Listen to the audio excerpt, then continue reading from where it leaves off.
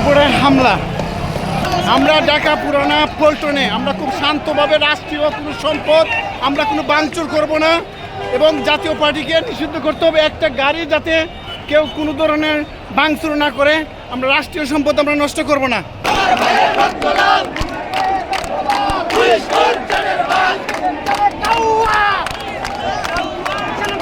এটাই বেজে আটকা দেন, বেজে আটকায় দেন।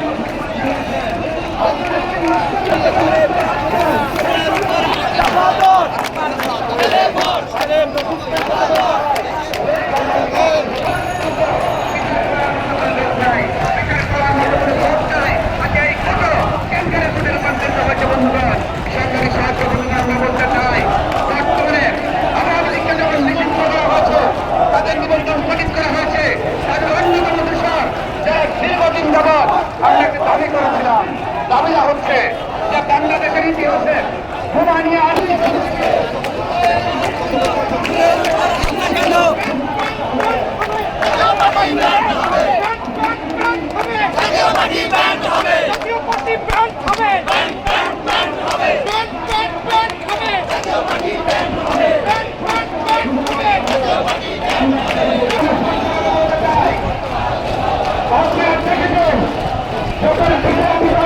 হয়ে গেছে, যখন আইনগুলো বাতিল হয়ে গেছে, সেই মুহূর্তে